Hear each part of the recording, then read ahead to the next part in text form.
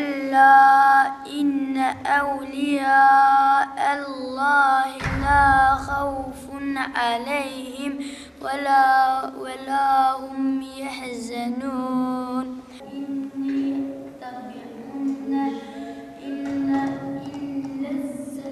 الزن وإنهم إلا يخرصون 2019 Yaz Kur'an kursları 17 Haziran'da başlayıp 9 Ağustos'a kadar devam etmedi. Yaklaşık 8 hafta olarak bu yıl Diyanet İşi Başkanımız planlanmıştır. Vatandaşlarımızı dini konularda aydınlatmayı amaç edinen Diyanet İşi Başkanlığımız okulların kapanıp tatile girdikten sonra yaz Kur'an kursları açmayı planlamış.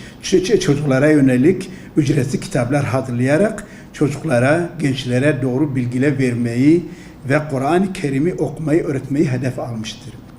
Çocukların ve gençlerin hayatları boyunca kendilerine lazım olan gerekli temel dini bilgileri öğrendiği yaz Kur'an kurslarına gösterilen alaka tabii ki memnuniyet vericidir. Genellikle camilere yapılan yaz Kur'an kursları çocuklarımızın namaz gibi konuları tatbikatıyla öğrenme imkanı sağlamaktadır.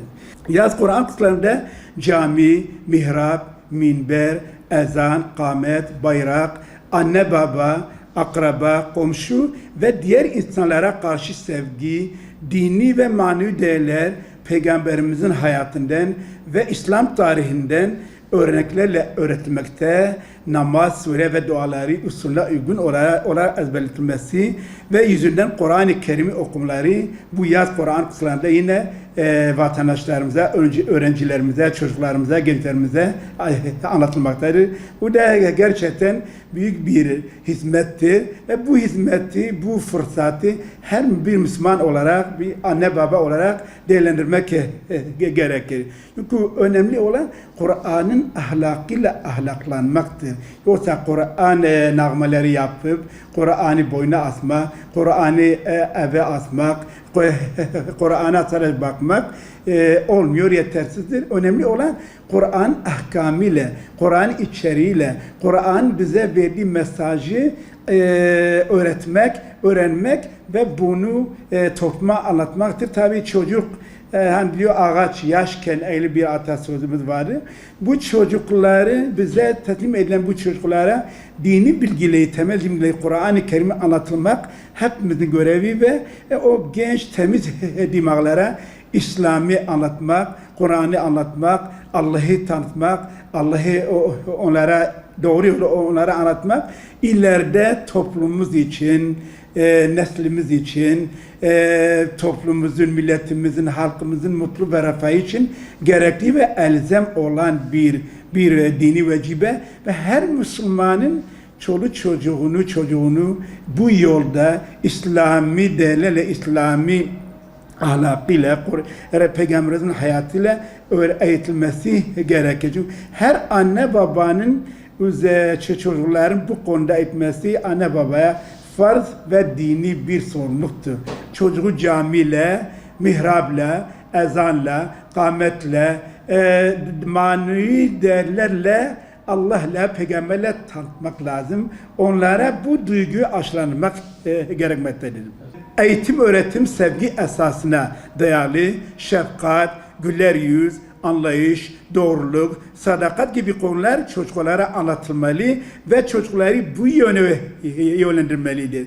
Bugün çocukları 7, 8, 9 yaşındaki çocuklar dahi uyuşturucu müptelası olmuş ve İslam'dan uzaklaşarak ileride o çocuklar topluma zararlı bir hale gelirler.